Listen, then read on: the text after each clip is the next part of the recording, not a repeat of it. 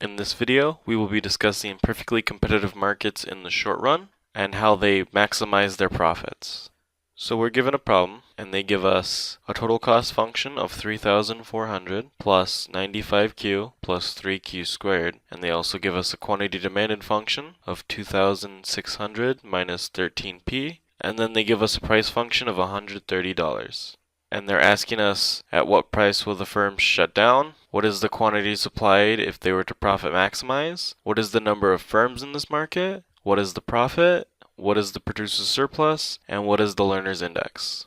So going in order, we want to know what price the firm will shut down at. So knowing our shutdown condition being price less than the minimum average variable cost, and we know if price is below our minimum average variable cost, we want to shut down because we cannot sustain ourselves anymore. So what we want to do is we want to find our average variable cost.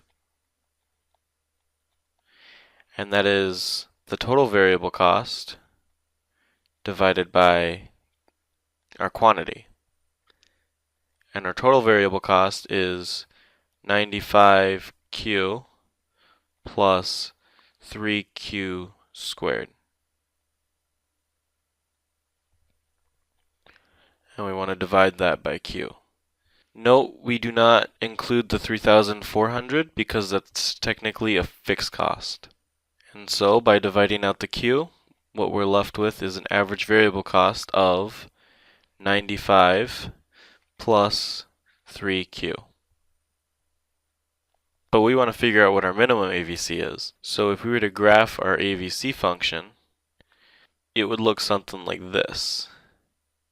And we want to figure out what is this point right here. And we can do that by setting Q equal to 0. By setting Q equal to 0 in our AVC, we are left with 95 plus 3 times 0, when that just gives us 95. So we now know what our minimum average variable cost is, and it's 95. So our shutdown condition ends up being if price is less than 95, shut down.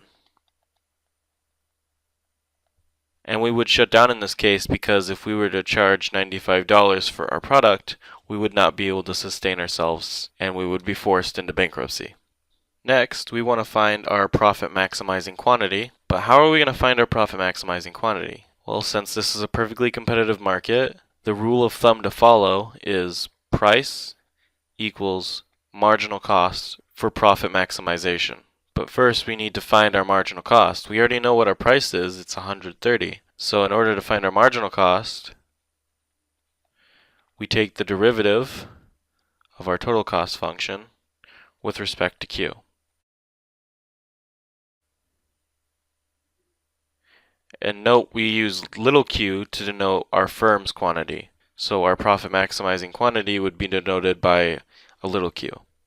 And so the derivative of our total cost function ends up being 95 plus 6q.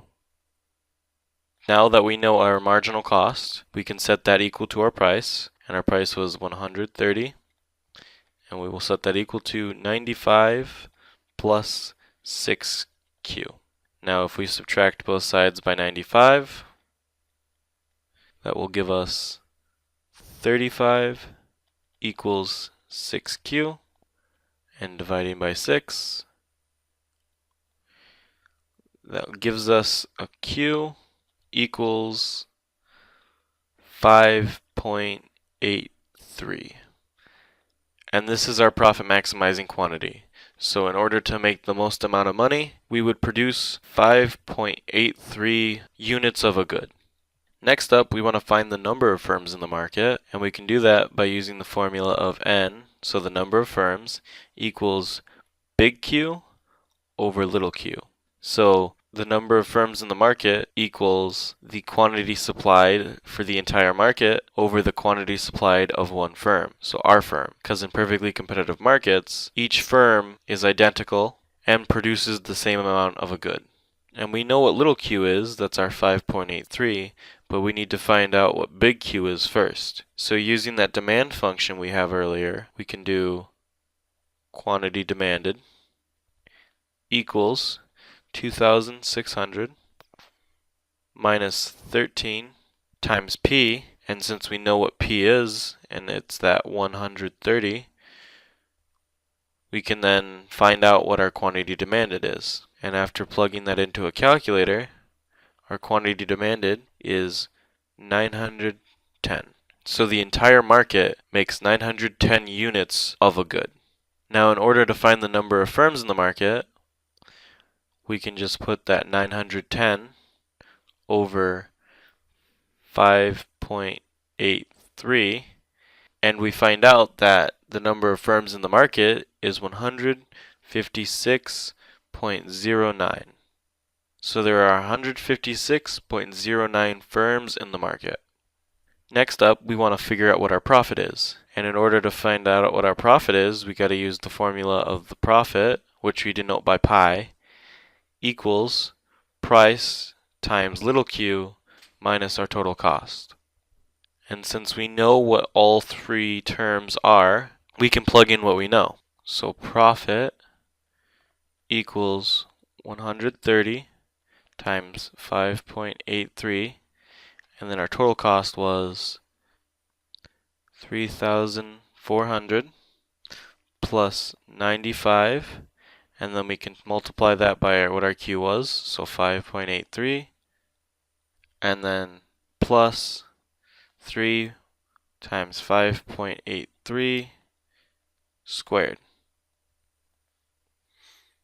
And so our final profit ends up being negative 3,297.92. So we ultimately lost money by being in this market. And since every firm makes the same amount of a good, and each firm also charges the same price, each firm also receives this profit. So as a result, a number of firms are going to leave the market, so supply is going to go down, so price is going to go up as a result. And this phenomenon will occur until profit equals 0 for every firm.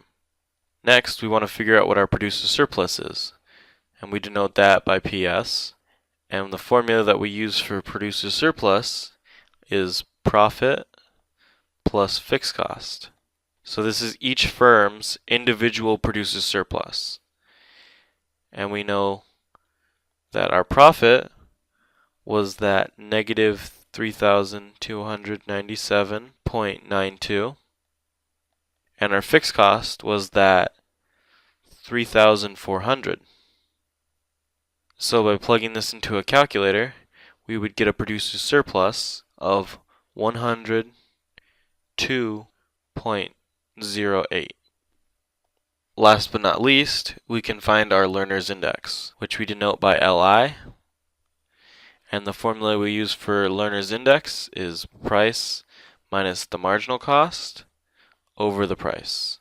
And plugging in what we know that the price was 130. And the marginal cost at this point was 95 plus 6 times our quantity, which we know is now 5.83.